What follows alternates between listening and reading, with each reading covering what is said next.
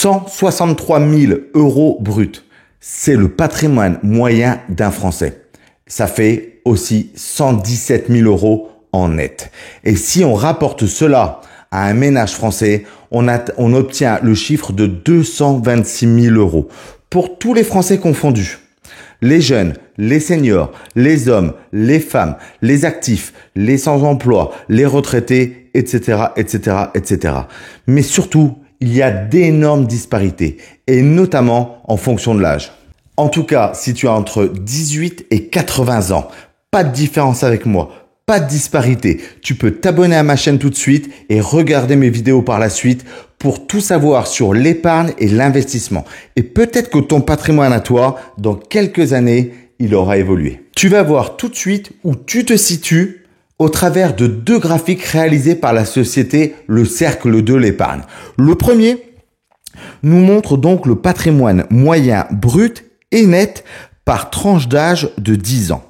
On voit tout de suite que ceux qui ont le plus petit patrimoine, et ça c'est tout à fait normal car on commence à peine la vie active, ce sont les moins de 30 ans avec un patrimoine brut moyen de 69 000 euros et en net 38 000 euros.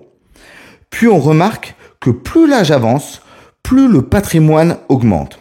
À 40 ans, on arrive à une moyenne de 210 000 euros, un gap énorme, expliqué en très grande majorité par l'achat de la résidence principale, ce qui fait gonfler le brut. Et le remboursement chaque mois du crédit qui vient petit à petit augmenter le net. Puis cela monte et on arrive à 283 000 euros à 50 ans et 337 000 euros de patrimoine moyen par Français à 60. Donc si tu as 60 ans, tu es normalement à l'apogée de ton patrimoine puisqu'ensuite cela baisse petit à petit.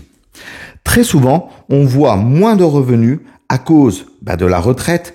En général, vous le savez, on perd entre 30% et même si on a été cadre, 50% de revenus. Puis vient aussi tout ce qui peut être transmission aux enfants et ou succession anticipée. Mais attention, ce tableau, il montre le patrimoine moyen et il peut y avoir d'énormes écarts types en fait. Donc soyez très vigilants. Et donc c'est pour ça qu'on va regarder tout de suite un tableau où on va parler du médian. Et vous voyez que sur ce graphique, on coupe la population en deux, 50-50. Ça veut dire que 50% des moins de 30 ans ont moins de 12 700 euros net et 50% à plus. C'est ça que ça veut dire le médian. Par exemple, si vous avez 45 ans et que vous avez plus de 106 000 euros de patrimoine net, alors vous êtes dans la tranche des 50% des Français au-dessus. Et si vous avez 30 ans et que vous avez plus de 50 000 euros, alors c'est déjà très bien aussi. Et une chose importante à noter est que l'évolution du patrimoine se fait en très grande partie entre 40 ans et 60 ans. Plus de 120 000 euros de patrimoine net. En gros, ça fait 6 000 euros par an d'augmentation en moyenne entre les 40 ans et les 60 ans. Donc, avec ce chiffre, vous pouvez aussi voir comment évolue votre patrimoine à vous. Est-ce qu'il dépasse les 6 000 euros par an ou moins de 6 000 euros par an? Ça peut vous permettre de vous situer aussi. Après, il ne faut pas uniquement se focaliser là-dessus. La vie, elle peut changer. Ça, j'avais vraiment envie de vous le dire. On peut très bien changer de métier, avoir une augmentation salariale, par exemple. Bon, c'est pas tout le temps, ou par exemple toucher un héritage. Mais même, on peut aussi à 40 ans, 50 ans, 30 ans, même à 20 ans, créer un side business, un business supplémentaire à côté, par exemple, de son travail. Ou même investir. En parlant d'investissement, parce qu'on est quand même sur une chaîne d'épargne et d'investissement, je vais te montrer quelque chose qui va peut-être te surprendre. Un graphique présentant justement le patrimoine, mais financier des Français comparé à celui de l'immobilier. Et là, il y a des gros écarts. En gros, voilà. Tu vois sur ce graphique, on se rend compte tout de suite que la majorité du patrimoine est constituée en immobilier. En général, c'est la résidence principale.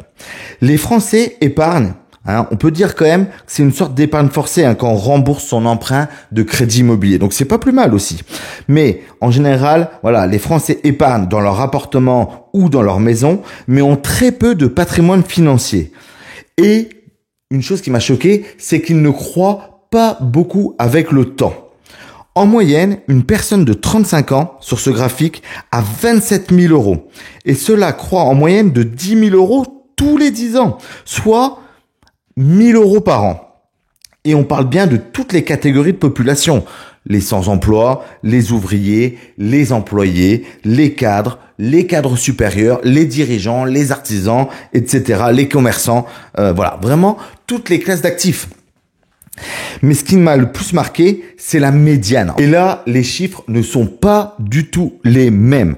On voit très bien que la moyenne était faussée par les très gros patrimoines financiers et que la moitié des Français de 35 ans, comme dans l'exemple précédent, a moins de 6 900 euros et non plus les 27 000 euros qu'on vient de voir sur le tableau des moyennes, et 50% des personnes de 50 ans à moins de 12 000 euros en financier. Là, il y a vraiment des écarts et vraiment ça m'a surpris. Peut-être que tu pourras me dire en commentaire ce que toi tu en penses en tout cas. Alors oui, tout le monde ne peut pas épargner. Tout le monde n'a pas le même revenu. La vie est chère, c'est pas si évident que ça.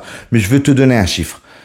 Si un jeune à 20 ans met 50 euros par mois sur un placement financier, un ETF ou ce que vous voulez, on va dire à 5%. Donc vraiment 5%, s'il investissait à 5%, on n'est pas sur du très très risqué. On est vraiment sur une moyenne basse. Entre du fonds euro à 3% et un ETF à 10%, 5% c'est pas énorme. Pendant 30 ans, d'accord? Donc à 20 ans, on met 50 euros par mois. Pendant 30 ans, à ses 50 ans, la personne aura 40 000 euros sur ses comptes. On est quand même loin du chiffre médian de 12 000 euros sur les comptes à 50 ans. C'est ça que je veux dire. Donc c'est aussi possible de le faire par de petites économies, de petites épargnes un petit peu chaque mois. On n'est pas obligé d'avoir des salaires de 5, 6, 7, 10 000 euros par mois pour pouvoir épargner. Ça, c'est très important de le voir. Et ce que je vous dis, c'est vraiment, je me répète, mais c'est vraiment à 5% par an. Je ne dis pas qu'il faut aller tout mettre en crypto-monnaie et espérer avoir du 15-20% par an. Non, 50 euros pendant 30 ans, ça fait 40 000 euros. En tout cas, peu importe où vous vous situez, il y aura toujours des gens plus riches que vous et des gens plus pauvres que vous. Le plus important, c'est que vous pouvez améliorer votre patrimoine petit à petit. Et pour cela, en 1, vous pouvez vous abonner à ma chaîne. En 2, vous pouvez regarder cette vidéo sur comment mieux économiser. Et en 3, regardez cette vidéo, comment investir petit à petit à partir de 5 euros. C'était Pierrick, je te souhaite une super journée. À plus.